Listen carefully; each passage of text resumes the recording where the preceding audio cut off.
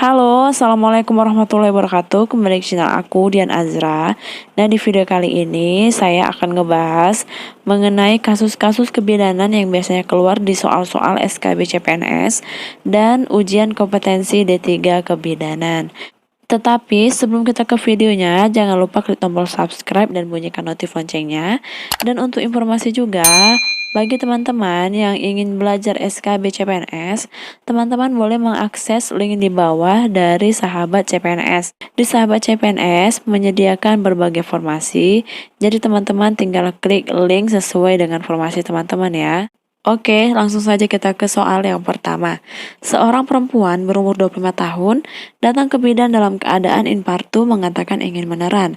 Hasil pemeriksaan dalam pembukaan sudah lengkap. Selaput ketuban utuh, teraba tali pusat, penurunan kepala HOT3. Apakah penata laksanaan tepat pada kasus tersebut? A. Melakukan amniotomi. B. Menunggu kepala turun. C. Rujuk dengan ibu posisi Trendelenburg. D. Merujuk ke rumah sakit dengan infus. E. Menganjurkan ibu untuk meneran. Nah, jadi di soal dikatakan bahwasanya ada ibu yang datang ke bidan dalam keadaan infartu.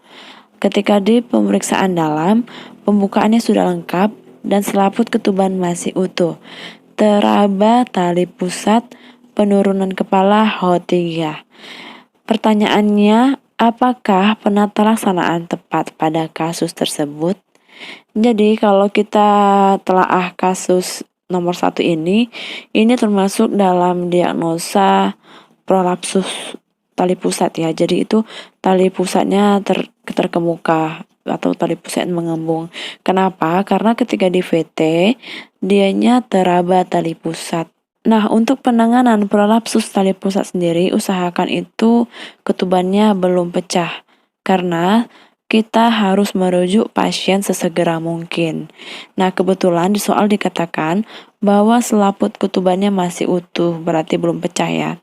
Untuk penanganan prolapsus tali pusat apabila ketubannya belum pecah, usahakan ibunya posisi Trendelenburg, yaitu kepala lebih rendah daripada kaki ya. Lalu bisa juga diposisikan miring, miringnya itu berlawanan dengan posisi tali pusat atau reposisi tali pusat. Jadi saya pilih di sini jawabannya ialah C. Rujuk dengan posisi Trendelenburg. Oke, saya harap teman-teman paham atas penjelasan nomor 1. Dan kalau belum paham, boleh komentar di kolom komentar. Lanjut saja ke nomor 2. Seorang perempuan berumur 20 tahun G1P0A0, hamil 38 minggu, TFU 36 cm. Saat ini sedang melahirkan di puskesmas pada kala 2. Setelah kepala bayi lahir, tidak segera putar paksi luar. Dagu tertarik lagi ke dalam dan tertahan di vulva. Apakah penata laksanaan pada kasus tersebut? A. Melakukan anestesi lokal. B. Mengatur posisi miring kiri. C. Melakukan manuver Macrobet. D. Mengajari cara meneran yang benar. E. Melakukan dorongan pada fundus uteri. Nah, jadi di sini dikatakan bahwasannya ada seorang ibu berumur 20 tahun, TFU 36 cm, UK 38 minggu.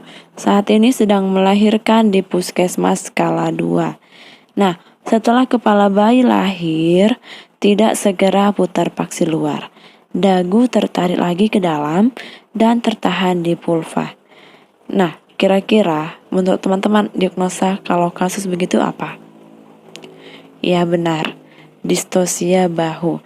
Jadi, ketika kepala tidak segera putar paksi luar dan dagu tertarik lagi ke dalam dan tertahan di vulva, itu diagnosa distosia bahu.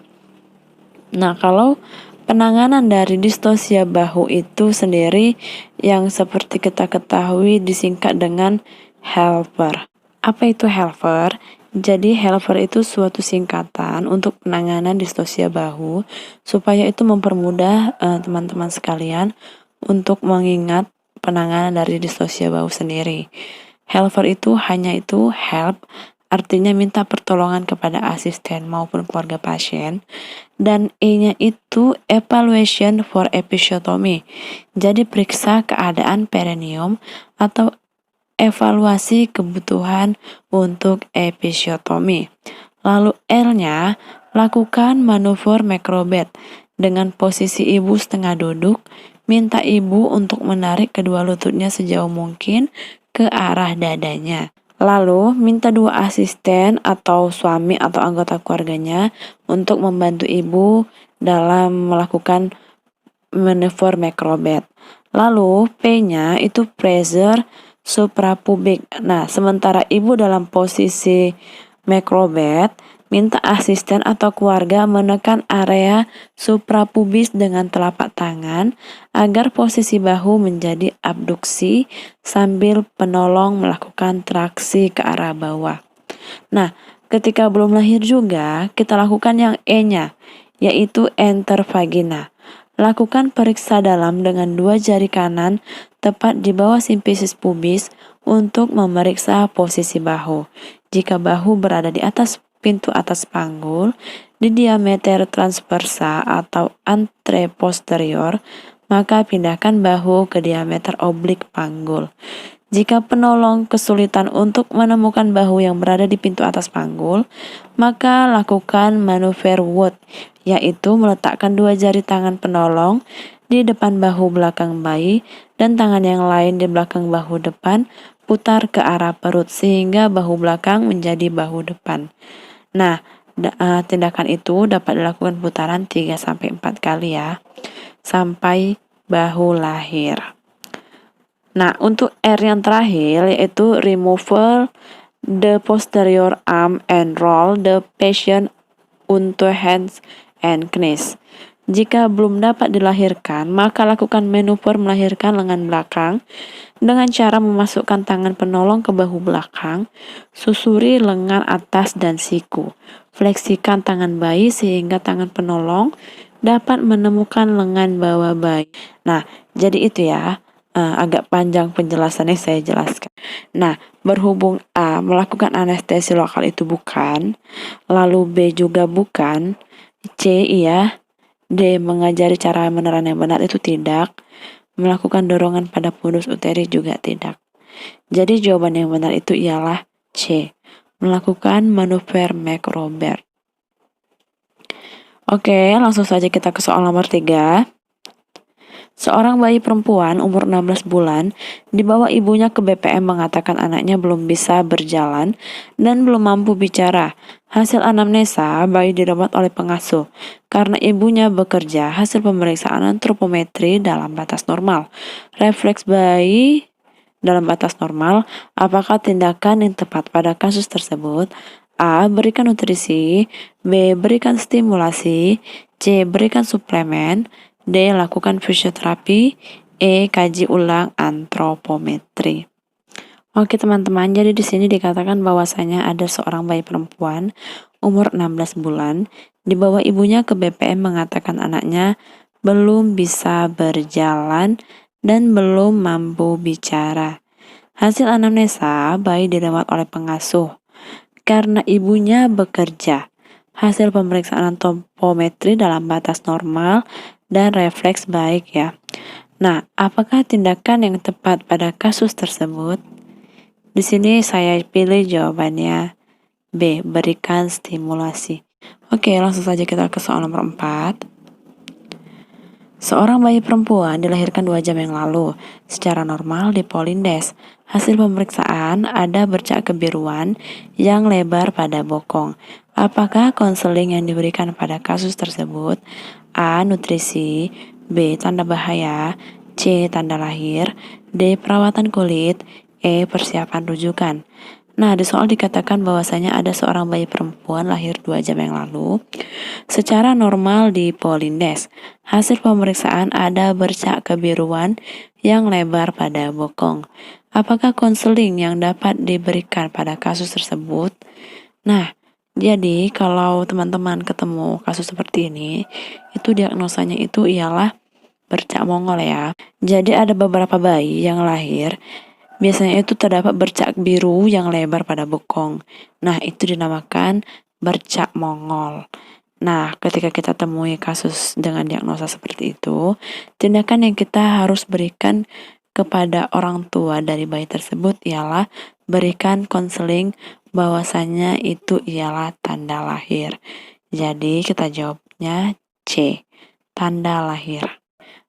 Oke, langsung saja kita ke soal nomor 5. Seorang bidan memiliki BPM yang selalu ramai dikunjungi ibu hamil untuk memeriksakan kehamilannya. Suatu hari, bidan tersebut mendapatkan tugas pelatihan selama 11 minggu. Bidan tersebut merasa keberatan karena harus meninggalkan tempat praktiknya yang banyak dikunjungi pasien. Apakah yang harus dilakukan bidan sesuai pada kasus tersebut? A. Menolak ikut pelatihan. B. Meminta bidan lain untuk menggantikan tugas pelatihannya.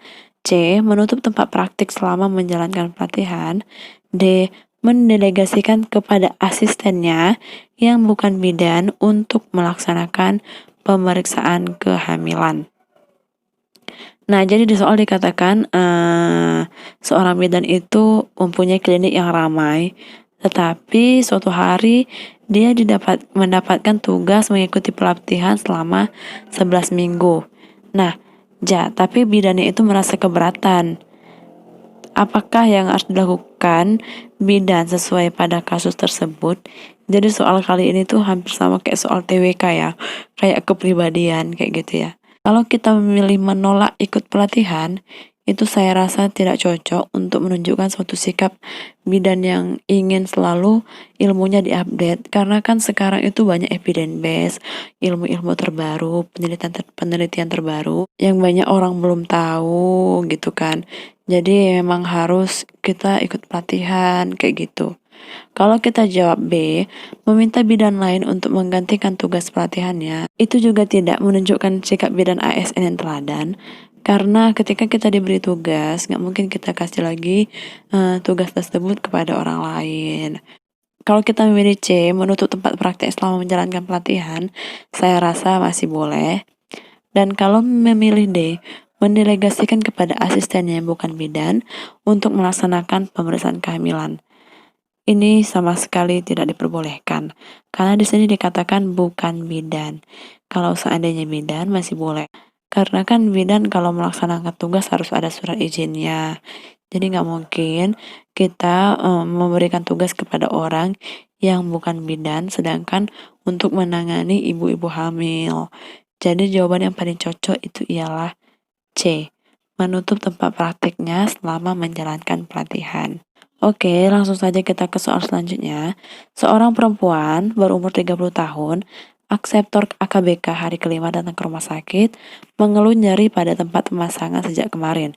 Hasil pemeriksaan tekanan darah 110/70, suhu badan 37, tempat pemasangan bengkak dan kemerahan.